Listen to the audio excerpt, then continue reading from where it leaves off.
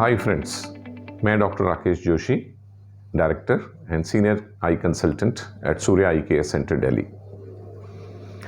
आज हम जिस टॉपिक के बारे में बात करने वाले हैं वो पेशेंट्स और डॉक्टर दोनों की दृष्टि से आई का सबसे इम्पॉर्टेंट टॉपिक है, और ये टॉपिक है कैटरेक्ट या सफ़ेद मोतिया। अब हम सबसे पहले ये समझेंगे कि कैटरेक्ट होता क्या है। इसके लिए हमें एक मॉडल की सहायता लेनी होगी। ये हमारी आई है,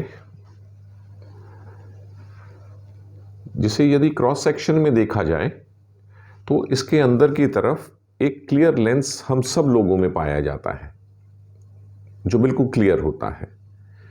लेकिन किसी कारणवश यदि ये लेंस मिल्की या दूधिया हो जाए तो फिर इसे हम कैटरेक्ट कहते हैं। अब कैटरेक्ट के कारणों पे अगर जाएं तो सबसे कॉमन कैटरेक्ट जो होता है उसे हम कहते हैं सिनाइल कैटरेक्ट, जो कि उम्र के साथ किसी भी व्यक्ति को आ सकता है।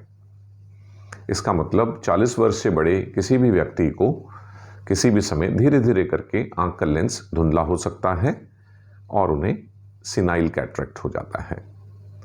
वैसे कैटरेक्ट होने के और भी बहुत सारे कारण हैं। सबसे पहले देखें तो कुछ नवजात शिशु पैदा ही होते हैं कैटरेक्ट के साथ, जिसे हम कंजेनाइटल कैटरेक्ट कहते हैं। इसका ताल्लुक प्रेगनेंसी के दौरान होने वाली कुछ बीमारियां या कुछ दवाइयां यदि मदर ने ली हों तो बच्चे में कैटरेक्ट होने की संभावना रहती है। इनमें से एक बीमारी है जर्मन मीजल्स। यदि ये मदर को पहले 3 महीनों में हो जाए प्रेगनेंसी के दौरान तो फिर नवजात शिशु में कैटरेक्ट बनने की संभावना रहती है। इसके अलावा डेवलपमेंटल कैटरेक्ट्स जो जीवन के शुरू के 2 दशकों के दौरान बच्चों में बनते हैं, ये एक डेवलपमेंटल एनॉमली होती है जिसे हम कहते हैं डेवलपमेंटल कैटरेक्ट ऑफ चिल्ड्रन। इसके अलावा कुछ मेटाबॉलिक रीजंस भी होते हैं। यदि हमारे शरीर में कैल्शियम की कमी या अधिकता हो जाए या फास्फोरस की अधिकता हो जाए तो इन 2 कारणों से भी आँख में कैटरेक्ट बनने की संभावना रहती है।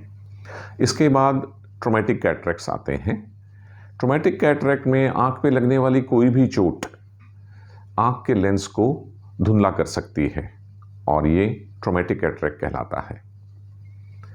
इसके अलावा भी कुछ कारण होते हैं मोतिया बनने के, जिनके बारे में अभी हमें ज्ञान नहीं है कि वो किसी व्यक्ति में क्यों हो जाता है, जबकि उसमें इन सब में से कोई फैक्टर्स नहीं पाए जाते। अब जबकि हमें पता चल गया है कि मोतिया बनने के कारण क्या क्या हैं, तो एक तो हम सावधानी बरत सकते हैं।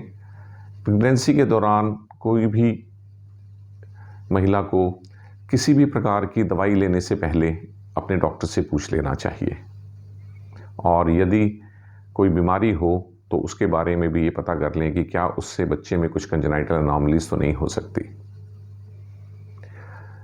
इसके अलावा कुछ लोग अपनी आँख की बीमारी के लिए, जैसे कि एलर्जिक कंजक्टिवाइटिस होती है, उसके लिए आई ड्रॉप्स खुद ही प्रिस्क्राइब कर लेते हैं, और ये होती हैं स्टेरॉयड आई ड्रॉप्स, जिनके डॉक्टर की सलाह के बगैर लंबे समय तक लेने से आँखों में कैटरेक्ट बनने की संभावना रहती है।